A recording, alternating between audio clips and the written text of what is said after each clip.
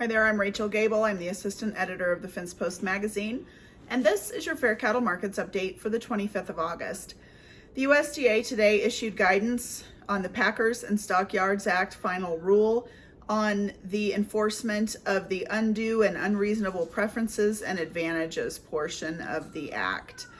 Rob LaRue, who is president of the National Farmers Union, praised the Biden administration, saying that the guidance provides helpful clarifications on the scope of the 2020 undue preference final rule and is essential, especially when considering the rule's shortcomings.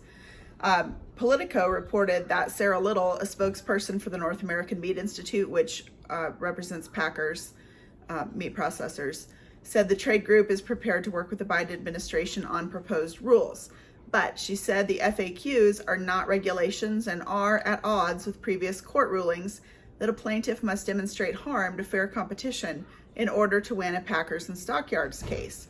So I jumped over to those FAQs, and the first one in there, the question is, the beef packer that I sell fed cattle to routinely refuses to put a fixed price in the contract, but instead ties the contract to a spot market that trades and whose prices are reported several days later. The packer may not bid in that market, and there may not even be enough bidders in the market for there to be a reported price. Is that an unfair or deceptive practice? According to the USDA, based on the information provided, PSD may investigate to determine if the packer engaged in efforts to lower the spot market price. One factor that may be considered in the investigation is the level of regional concentration, which has been a theme throughout this conversation about spot market trade. Price manipulation violates the P&SA Act.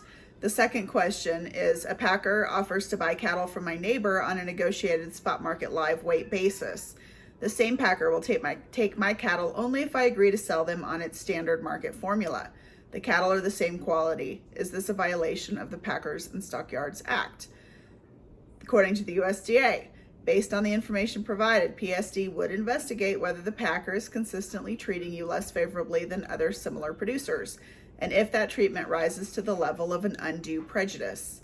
PSD may also investigate whether the packer is providing a preference to your neighbor that cannot be justified as cost savings, meeting a competitor's price or terms, or as a reasonable business decision. In furtherance of policy set out in the Agriculture Fair Practices Act of 1967, PSD generally would not view cost savings to include circumstances where multiple producers can meet reasonable terms of delivery on a cooperative or aggregated basis.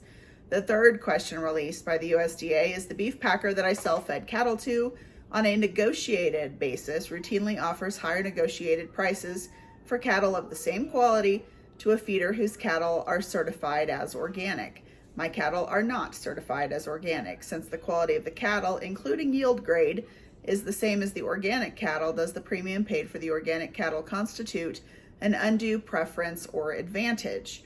According to the USDA, based on the information provided, no. Products with special characteristics, organic, for example, generally have higher retail prices. Therefore, packers are willing to pay more for cattle that are certified as organic.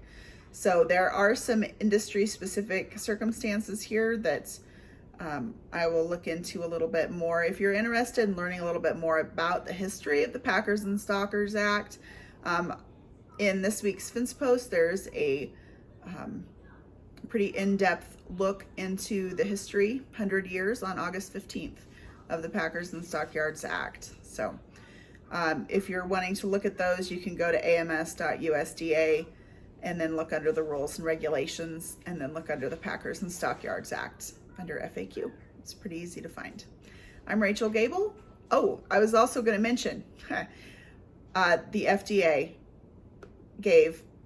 issued the best thing, the funniest thing ever. This is So their strong and unusual warning was, and I quote, "You are not a horse, you are not a cow. Seriously, y'all, stop it."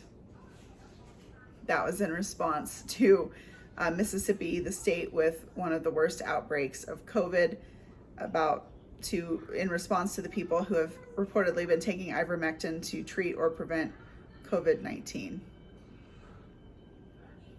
It's weird. I can't say that I've ever reported the FDA making a statement that included the word y'all. That's all I have for you. I'm Rachel Gable. This is your Fair Cattle Markets update for August 25th. Have a good one.